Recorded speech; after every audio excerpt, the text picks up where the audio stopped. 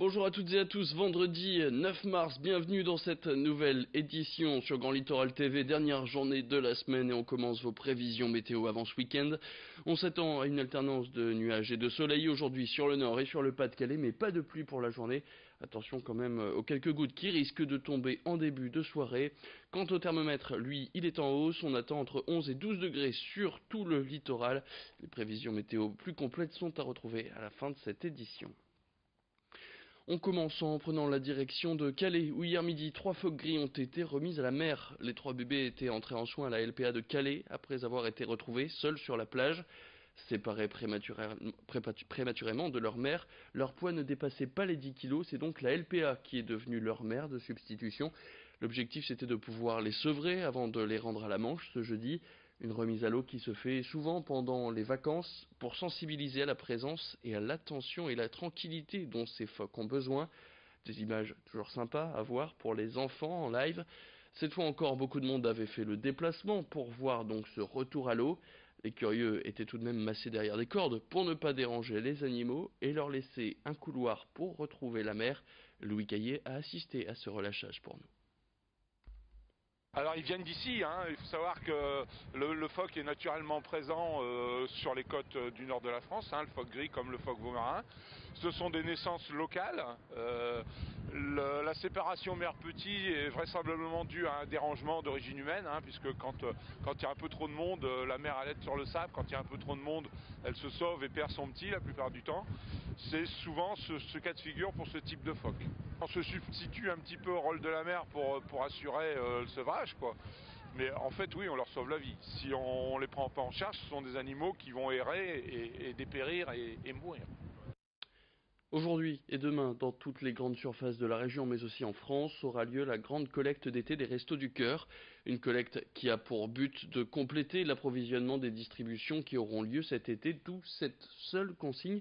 Si vous avez envie de donner aux nombreux bénévoles qui seront présents dans les hypermarchés ou supermarchés, offrez des produits secs ou en conserve, non périssables ou des produits d'hygiène, puisqu'ils ne seront pas distribués dans l'immédiat.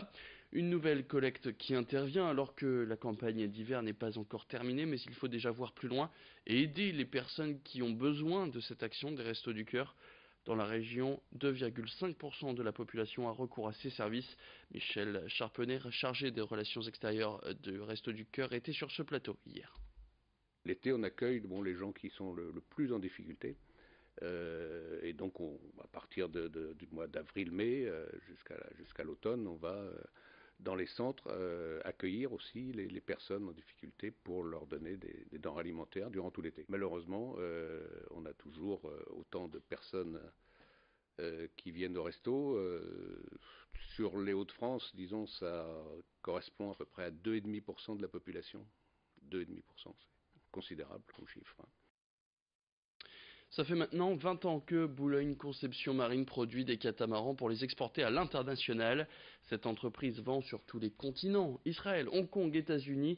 Ces bateaux haut de gamme traversent le globe pour participer à des compétitions. Et ces catamarans fabriqués à Gravelines ont parfois gagné des courses prestigieuses, des championnats de France à la course Saint-Barth, les championnats du monde ou la Martinique Catared. Bref, des catamarans reconnus dans le monde sportif de la voile. Corentin Escaillé a rencontré Emmanuel Boulogne, le gérant de cette entreprise nordiste dont les mordus de voile s'arrachent ses bateaux dans le monde entier. Ça commence en 97, moi j'étais coureur au départ, quasiment professionnel, et l'idée c'était que de faire notre passion, notre métier, et on a commencé par faire des bateaux à l'unité. Notre marché était français, belge également un peu, enfin en local, et au fur et à mesure des régates, quand on a commencé à gagner des régates, en fait ça a été vraiment notre meilleur moyen de vecteur de promotion. Donc aujourd'hui on arrive à exporter un peu partout. L'intérêt en fait c'est de pouvoir participer aux courses et de voir et de planter un petit peu des petites graines partout, que ce soit en Australie, aux États-Unis, aux Antilles, un peu partout. Et c'est la meilleure promotion qu'on puisse en faire. Nous sommes en plein cœur d'un hiver humide et une grande période de froid qu'on vient de franchir. Une météo très agressive pour les nordistes, mais aussi pour leurs plantes. Bientôt le printemps, du moins on l'espère, et certains d'entre vous pourraient être bientôt tentés par une nouvelle envie de jardiner avec ce retour des beaux jours. Si vous avez abandonné votre potager ces dernières semaines, on va vous aider à reprendre la main. Que faut-il faire quand et quelle plantation privilégier en cette période après une météo hivernale compliquée. Edith Gunaï s'est rendue dans une jardinerie de la région et elle a posé toutes ces questions à un spécialiste. Alors on écoute tout de suite son premier conseil, c'est d'attendre. Le printemps arrive timidement, c'est vrai, mais avec de la pluie.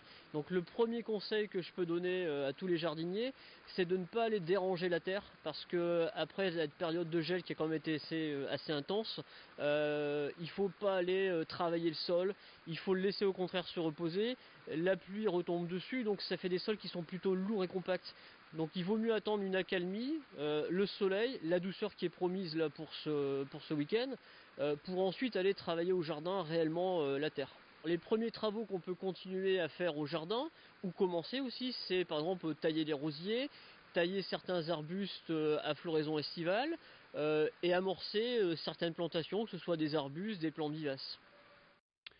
Et toute l'info du littoral en bref, cette fois-ci, attention à cette inforoute du côté de Coquelles sur la 16 hier, après un accident entre deux poids lourds, un camion s'est renversé dans le fossé.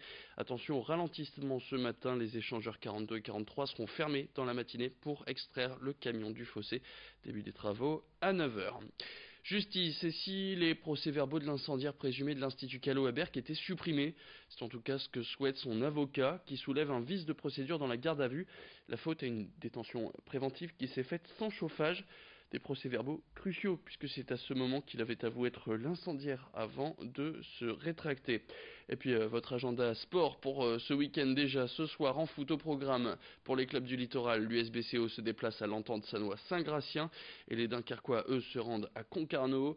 En basket et en Pro A, le Portel joue demain à 20h à Cholet. Et puis il faudra attendre lundi pour voir évoluer le BCM à Sportica, les nordistes qui reçoivent Chalon-sur-Saône.